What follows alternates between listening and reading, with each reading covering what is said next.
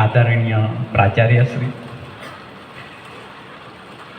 સાથી અધ્યાપક મિત્રો, વાલીબેન, આજે આપની સમક્ષ હું એનએસએસ વિશે પરિચય આપવા ઉપસ્થિત થયો છું.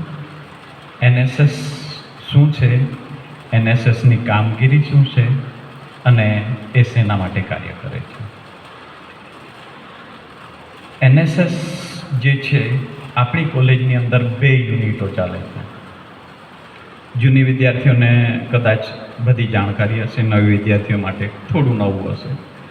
2 યુનિટો આપણે ત્યાં કાર્ય કરે છે.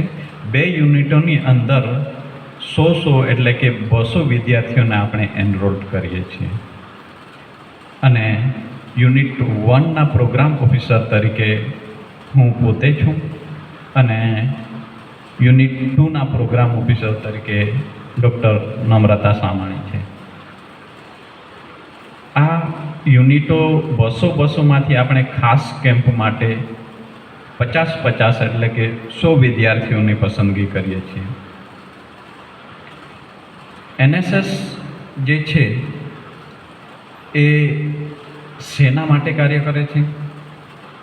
ઘણી બધી સામાજિક સંસ્થાઓ સાથે જોડાયેલી છે. અત્યારે આપણે અદિતિ મેડમે જાણ કરી આપણને કે એમઓએસ ધરાવે છે. ઘણી બધી સામાજિક સંસ્થાઓ, રેડ ક્રોસ છે કે પછી આશા બ્લડ બેંક છે, આવી બધી સંસ્થાઓ સાથે એ જોડાયેલ છે.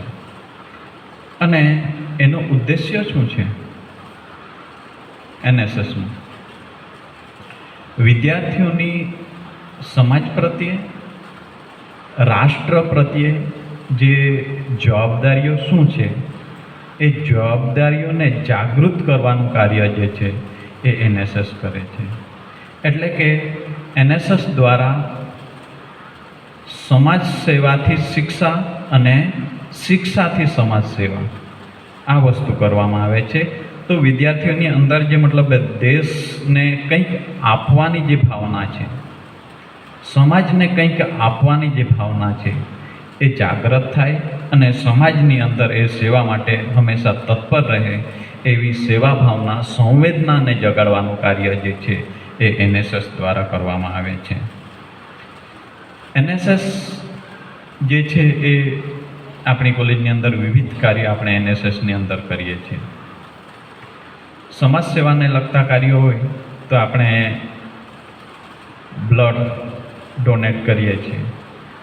સાથે જરૂરિયાતમંદોને આપણે સેવા, કંઈક કપડાં કે કંઈક વસ્તુની જરૂરિયાત હોય તો એ પણ ઉપલબ્ધ કરાવીએ છીએ. સાથે વિવિધ દિવસોની ઉજવણી પણ આપણે કરીએ છીએ. જેવી રીતે સિંહ દિવસ, અત્યારે જ આપણે યોગા દિવસ મનાવ્યો. એ યોગા દિવસ એનએસએસના ઉપક્રમે હતો. બીજો સિંહ દિવસ આવશે તો સિંહને જાળવણી કરવાનું આપણે એના માટે લોકોને જાગૃત કરીશું. સાથે 15મી ઓગસ્ટ હોય કે 26મી જાન્યુઆરી, એ બધી કાર્યો જે છે એ એનએસએસને અંતર્ગત થાય છે. કેટલાક કાર્યક્રમો સરકાર આપે છે આપણને. આઝાદી કા અમૃત મહોત્સવ હોય, G20 હોય કે માય ભારત પોર્ટલ હોય, એવા ઘણા બધા કાર્યક્રમો જે છે સરકારની અંદર મતલબ લોકોને જાગૃત કરવા માટે એ કાર્યક્રમો થાય છે.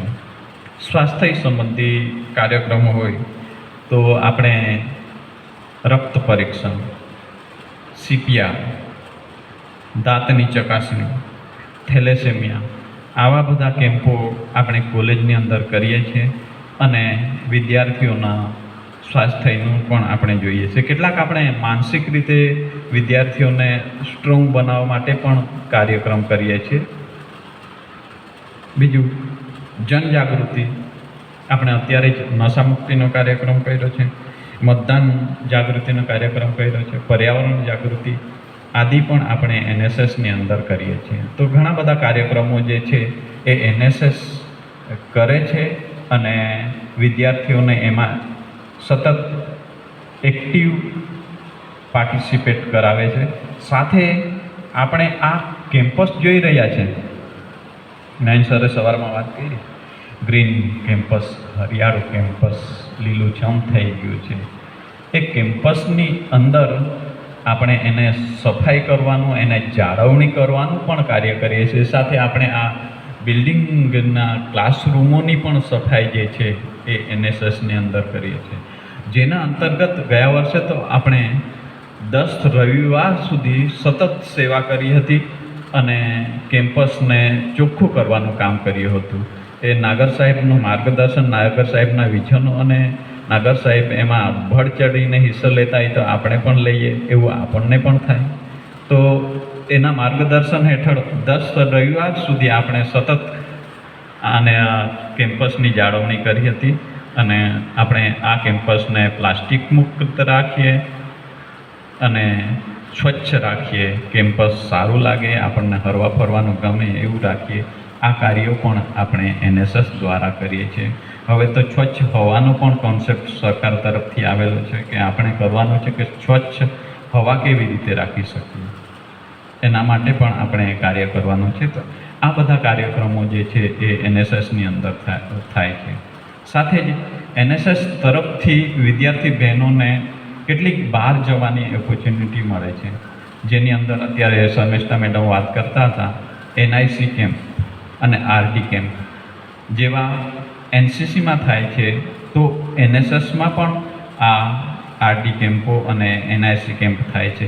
સાથે એડવેન્ચર કેમ્પ પણ આપણે આ એનએસએસની અંદર થાય છે. તો કેટલીક બહેનો બહાર જવા ઈચ્છતી હોય, એમને જવાની ઈચ્છા હોય અને ઉત્સાહ હોય, જેમના પેરેન્ટ્સ તરફથી કોઈ આપત્તિ ન હોય, તો એવી બહેનોને આપણે કોલેજથી બહાર બીજા રાજ્યમાં પણ મોકલીએ છીએ.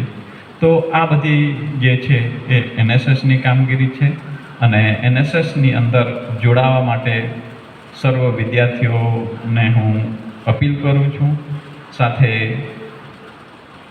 હું આજે તમારા ગ્રુપની અંદર એનએસએસમાં જોડાવા માટેની યુનિટ 1 અને યુનિટ 2ની અલગ અલગ લિંક મૂકી દઈશ, જે ફોર્મ તમારે ભરવાનું છે, જેનાથી તમે યુનિટ 1 અને યુનિટ 2 તમને એક જ લિંક ભરજો, જેથી મને ખ્યાલ આવે કે યુનિટ 1માં આ છોકરી છે અને યુનિટ 2માં આ છોકરી છે.